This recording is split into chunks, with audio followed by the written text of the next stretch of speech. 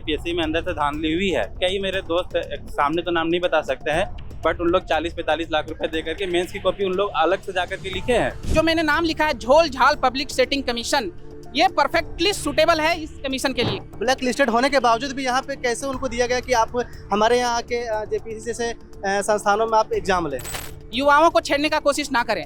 अगर युवा जिस दिन सड़क पे आ गया तो फिर आपको यहाँ बैठने के लायक भी नहीं छोड़ेंगे। सारे स्टूडेंट को पता है क्वेश्चन का आंसर करेक्ट है, बट जेपीएससी को नहीं पता है। दिल्ली के जंतर मंतर में एक बार छात्रों का जोरदार प्रदर्शन दिखा और ये दूसरी तस्वीर है झारखंड की राजधानी रांची से, जहां एक बार फिर 14वीं जेपीएससी में धांधली का आरोप लगा है।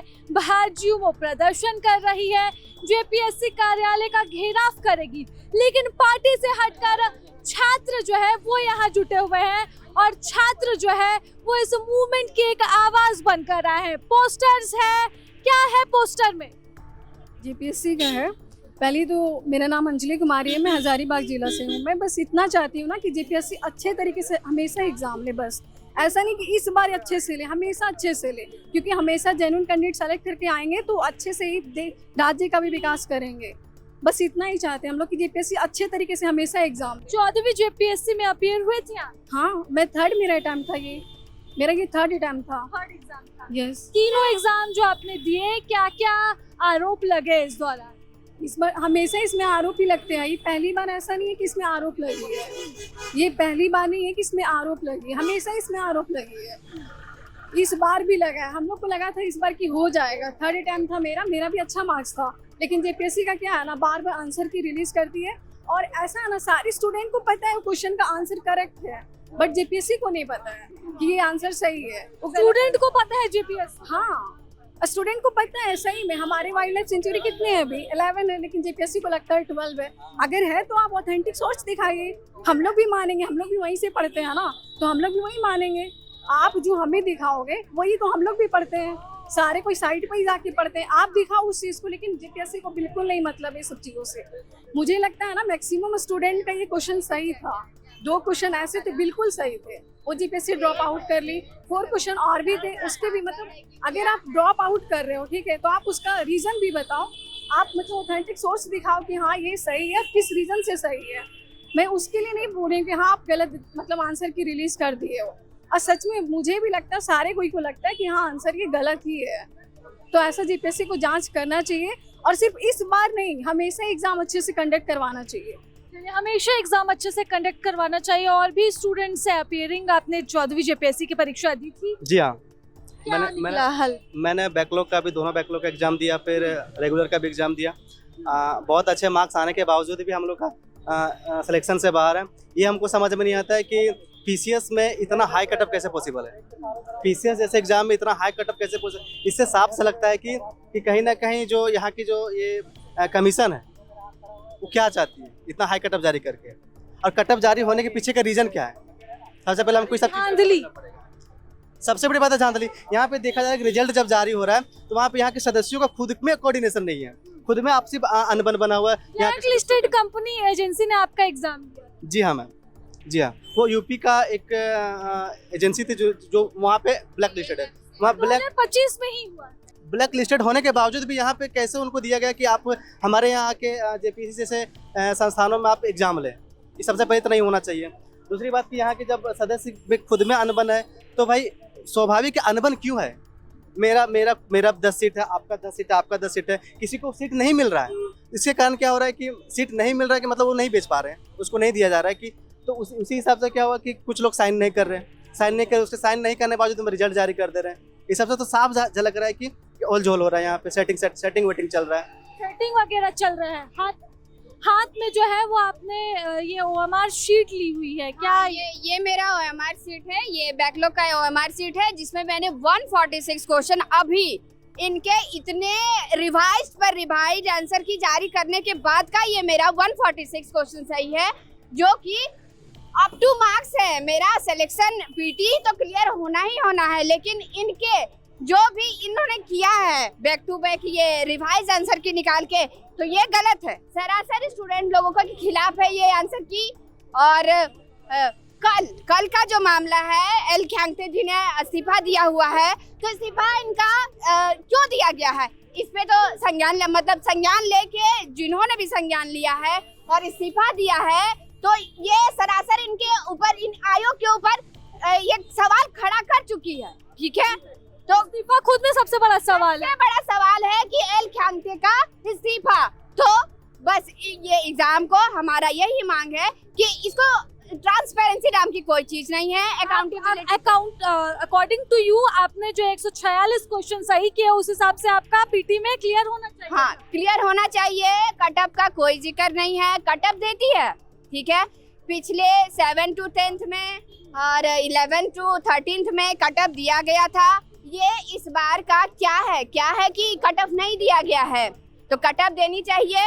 ठीक है, और कटअप दिया जाएगा तो हमारा क्लियर हो जाएगा कि ठीक है भाई, मैं 1 नंबर से फेल कर रही हूँ तो मैं फेल कर रही हूँ। ठीक है ना, कि मैंने फेल किया है, मैं एक्सेप्ट कर लूंगी कि मैं, और जो नेक्स्ट 15 एक्सेप्टेबल है लेकिन धांधली नहीं है, लेकिन ये जो धांधली है ये एक्सेप्टेबल बिल्कुल नहीं है। तो बस मेरा यही कहना है कि इस पे हम लोग और करेंगे। अभी लोग आ रहे हैं और हम लोग अपनी आवाज को उठाए ही रहेंगे जब तक कि ये सरकार मान न लेती है। कितनी बार आप अपियर कर चुके हैं? अपियर ये मेरा 2nd अपीयरेंस है। हाँ, और दोनों ही बार जो है इस तरह के आरोप लगते हैं। दोनों बार का, पिछले बार का कोई ऐसा नहीं है, लेकिन मेंस में अभी भी बोला जा रहा है कि मेंस की कॉपी में लोगों का मार्क्स बढ़ाया गया है, जो कि है आरोप लगाया गया है, तो इस पे बोला जा सकता है। ये आप भी अपीयरिंग स्टूडेंट है, आपने 14 जेपीएससी रेगुलर एग्जाम और दोनों बैकलॉग एग्जाम मैंने भी दिया है।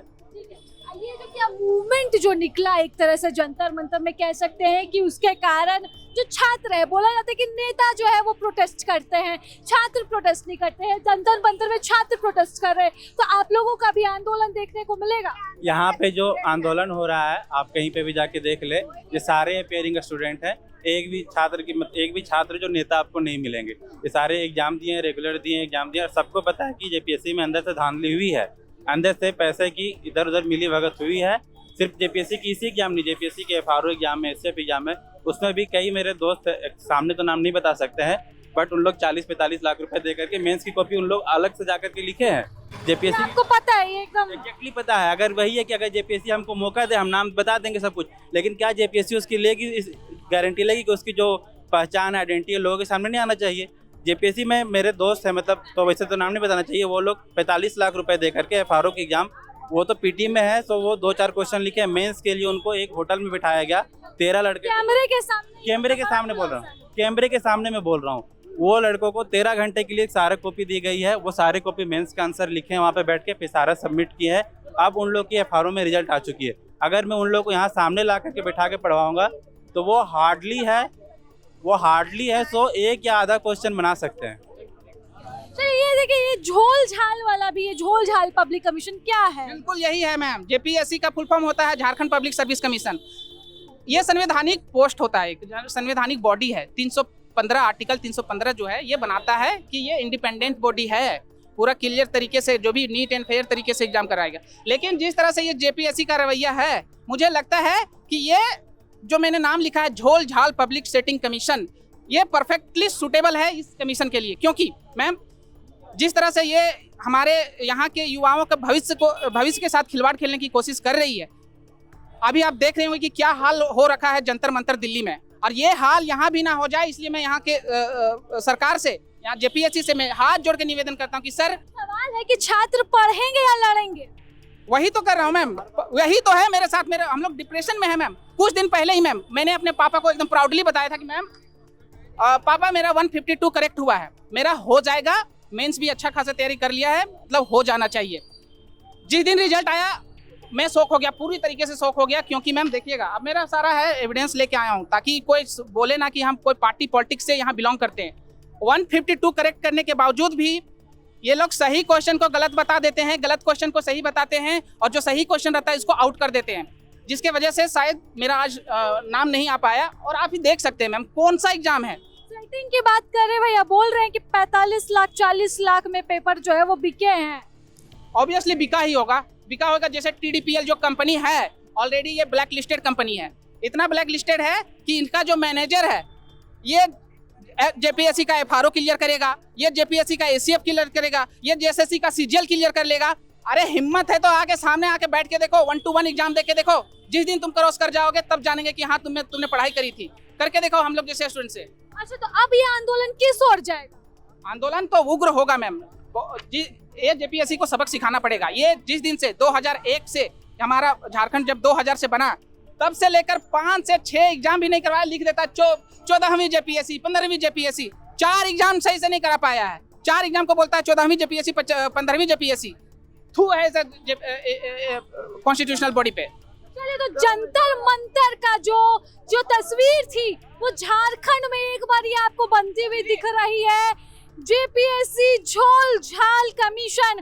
और एक और तस्वीर हम आपको दिखाते हैं यहाँ पर, जहाँ इस पूरे आंदोलन की तैयारी की जा रही है। हाथों में पोस्टर्स, बैनर्स जो हैं वो आप लोग लिख रहे हैं अपने हाथों से। क्या क्या लिखा है?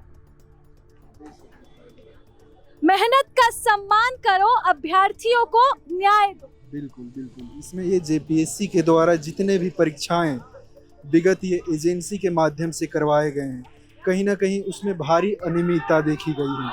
चाहे वो OMR सीट बाद में फिल करने का मामला हो या तो अन्य तरह के जितने भी आशंकित गतिविधियां हुई हैं, वो कहीं ना कहीं जेपीएससी के कारनामे को आशंका के घेरे में खड़े करती है। दूसरा पोस्टर क्या है? उसमें अभी लिखे नहीं है। दूसरा ये दीदी लिख रही है। आप लोग सब अपियरिंग बिल्कुल बिल्कुल। हम सारे स्टूडेंट्स हैं, कोई नेता नहीं है यहाँ पर, कोई नेता नहीं है, सारे स्टूडेंट्स हैं।